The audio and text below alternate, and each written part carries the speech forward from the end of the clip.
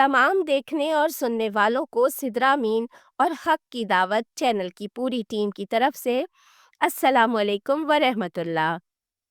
ناظرین، بھارت کے معاشرے میں جہاں ایک طرف مسلمانوں کے خلاف شدید نفرت پائی جاتی ہے، تو وہاں دوسری طرف جو لوگ اسلام کو تفصیل سے پڑھ اور سمجھ رہے ہیں وہ بھی تیزی سے ہندو دھرم، سناتن دھرم، جین دھرم اور سکھ ازم چھوڑ چھوڑ کر اسلام میں داخل ہو رہے ہیں۔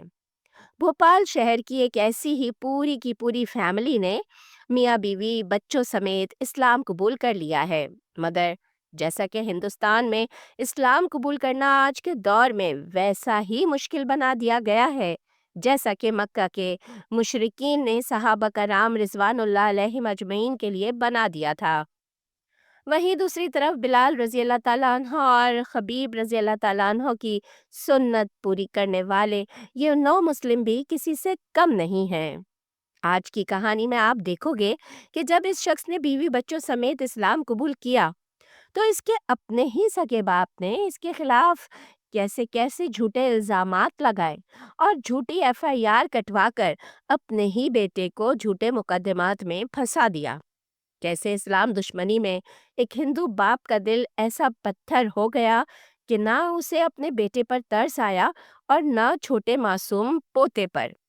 تو آئیے پہلے اس فیملی کی سٹوری سنتے ہیں، پھر اس پر ہم کچھ مزید گفتگو کریں گے۔ 9 تاریخ کی مارننگ میں آئی تھی۔ میرے ہسبینڈ اور میرے بچے سوئمنگ کے لیے جا رہے تھے دونوں، اور معذرہ تو خیر میں بھی نہیں جانتی کیا ہے، پولیس کے پاس نہ کوئی وارنٹ تھا نہ کوئی FIR تھی، بس ڈائریکٹلی گھر میں گھسے اور سارا سامان ادھر ادھر پھینکنے لگے اور ڈھونڈنے لگے جیسے کوئی چیز ایک پلان کر کے آئے ہو کہ ان کی کوئی کچھ ملے گا اور ہمیں اس کو لے کے جانا ہے۔ ان کو کچھ نہیں ملا تو انہوں نے ہمارے لٹریچرز جو ہماری بکس تھیں وہ نکال کے بیٹھ گئے اور ایک ایک لٹریچر پڑھنے لگے۔ ہمارے پاس سینکڑوں بکس اویلیبل ہیں، کئی ساری بکس ہمارے پاس اویلیبل ہیں۔ ہم ہر بک اور اچھی سے اس کو پڑھتے تھے، اسٹڈی کرتے تھے، کیونکہ ہم نے اسلام ایکسیپٹ کیا تھا، ہم اسلام کو جان رہے تھے کہ اسلام ہے کیا۔ ایسے ہی آنکھ بند کر کے کوئی اپنا پورا پریوار اور اپنا سارا کچھ چھوڑ کے نہیں آ جاتا، پتہ کرنا ہوتا ہے کہ ایک آیت کو ہم پڑھتے تھے، اس کا ایکسپلینیشن پڑھتے تھے اور جانتے تھے، سمجھتے تھے۔ اس کے بعد ہمارے پاس جو لٹریچر تھا وہ لٹریچر وہ ایک ایک کر کے چھانٹ کے لے کے چلے گئے۔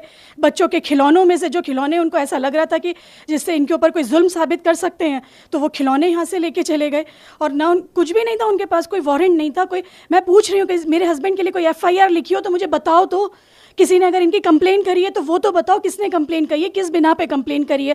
یہ کہتے ہیں کہ انہوں نے تقریریں دی، تو ایک تقریر کا کوئی ویڈیو دکھا دو، کہاں جا کے انہوں نے تقریریں دی۔ صبح سے شام تک بندہ کالج میں ہوتا ہے، 5 بجے گھر آتا ہے، گھر آ کے ریسٹ کرتا ہے، اس کے بعد بچوں کو پڑھاتا ہے۔ یہ اس کی اسکول پوری لائف چل رہی تھی۔ سیٹرڈے سنڈے اس کے جو بھی فرینڈس ہوتے ہیں، جو بھی آئے گھر میں بیٹھ کے قرآن پڑھتے ہیں، چلے جاتے ہیں۔ اور فرینڈس کیا، مطلب یہ 2 لوگ ہی بس ہوتے تھے، عباس بھائی ہوتے تھے اور عبد الرحمن بھائی ہوتے تھے، کیونکہ وہ بھی ریورٹ ہے۔ اور وہ لوگ پڑھتے کیا تھے میں تو آپ کو وہ بھی بتاتی ہوں، کیونکہ میں اس گھر میں رہتی تھی، کہ جب بھی میں سنتی تھی میں یہی دیکھتی رہتی تھی کہ وہ لوگ الگ الگ آتھر کی قرآن لے کر آتے تھے اور اس میں ڈفرینٹ آف اوپینین ڈسکس کرتے تھے کہ یہ دیکھیے اس آتھر کی قرآن میں یہ فرق ہے، اس آتھر کی قرآن میں یہ فرق، اس آتھر کی قرآن میں یہ فرق ہے۔ اب جو بھی انہوں نے جو کیا وہ یہ کیا کہ اسلام کی دعوت دینا، لوگوں کو یہ چیز بتانا، یہ کرو مت کرو، یہ ان کا نیچر تھا۔ یہ ایسے تھے الحمدللہ، یہ لوگوں کو صحیح کی طرف روکتے بڑھاتے چلے جاتے تھے۔ ایون گھر میں اگر بچے بھی لڑ رہے ہوتے ہیں تو ان کو بھی کہا کرتے تھے بیٹا نہیں لڑنا، ایک پہ ہاتھ نہیں اٹھانا، یہ ہاتھ اٹھانا صحیح نہیں ہے ایک دوسرے پہ۔ تو یہ چیز ان کی تو نیچر میں تھا کہ یہ لوگوں کو بولتے تھے کہ ایسا نہیں کرنا چاہیے، ایسا کرنا چاہیے، کیونکہ ہمارے اگر اسلام جانتے ہیں تو اسلام کی اس میں کہتے تھے کہ یہ اسلام کہتا ہے بیٹا، اسلام میں ایسا ہے کہ ہمیں یہ نہیں کرنا چاہیے، ایسا نہیں کرنا چاہیے۔ یہ تو جو بھی قرآن حدیث اور اسلام کے قرآن کے اکارڈنگ باتیں ہوتی تھی، تو پوچھ رہی ہوں کہ اسلام کو سمجھانے والی بات میں دہشت گرد آ کہاں سے گئی؟ دہشت گردی تو وہ ہوتی ہے جو روڈ پہ آج اگر میں منہ کھول کے بولتی ہوں تو آپ مجھے بتائیے کہ کیا ایسی ریلیاں نہیں نکالی جاتی جن میں کس طرح کی باتیں کی جاتی ہیں، کس طرح سے رکھا جاتا ہے؟ کیا یہ دہشت گردیاں نہیں پھیلائی جا رہی؟ آپ بتائیے، خود سے بتائیے نا۔ اور اگر اسلام میں اگر قرآن کی بات اگر کوئی بندہ کہہ رہا ہے تو کیا وہ دہشت گردی ہوگی؟ قرآن جو کہتی ہے وہ بات اگر وہ کسی کو سمجھا رہا ہے تو کیا یہ دہشت گردی ہوتی ہے؟ آپ مجھے اور جہاں یہ ایلیگیشن لگایا جا رہا ہے کہ جلسے ہوتے ہیں، تو چھوٹا سا گھر ہے، اس میں کیا جلسہ ہوگا؟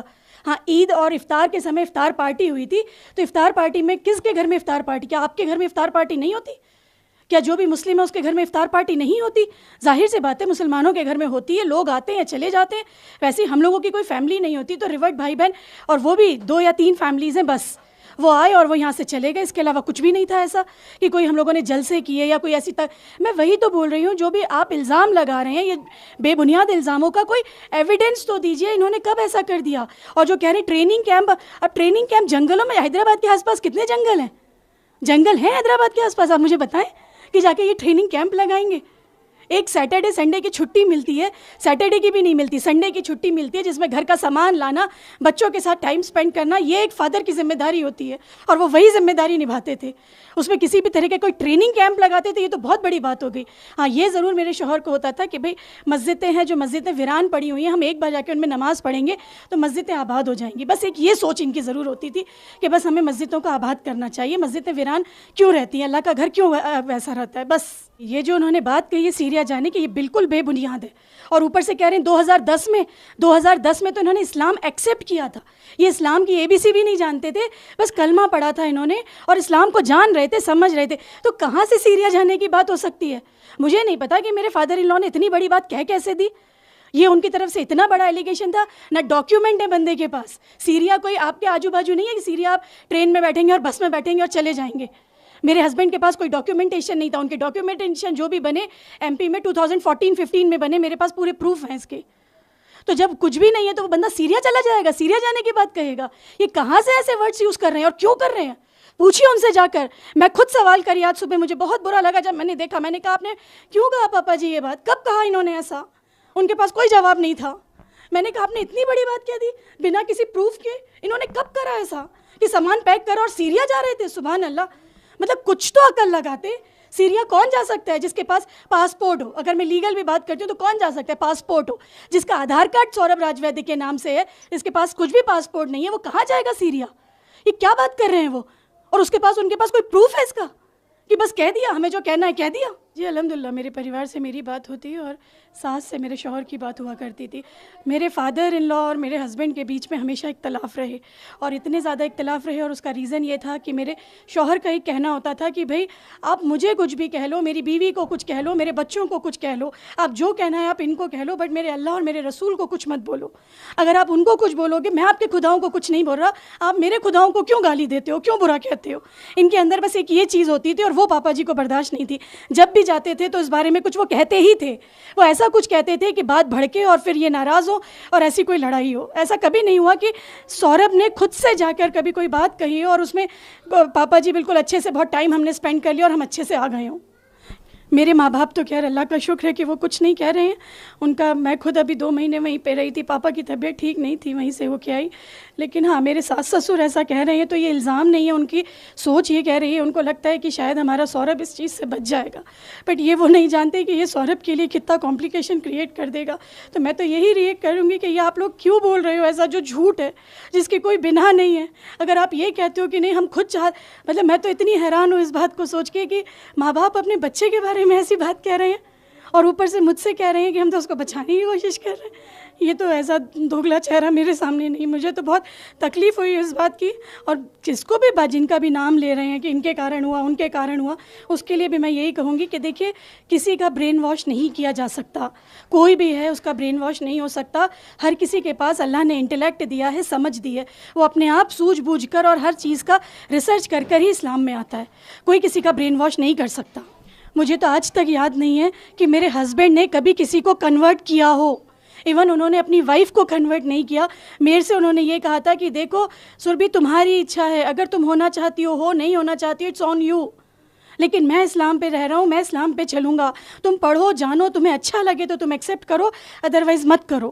انہوں نے مجھے نہیں فورس کرا تو باہر کسی کو کیسے فورس کر سکتے؟ مطلب مجھے یہ اور آپ کسی ایک انسان کو کھڑا کر کے بتائیے وہ جو کہہ دے کہ ہاں انہوں نے مجھے ریورٹ کرا یا انہوں نے مجھے اسلام قبول کروایا. جی ہاں ناظرین, تو آپ نے ساری گفتگو سنی.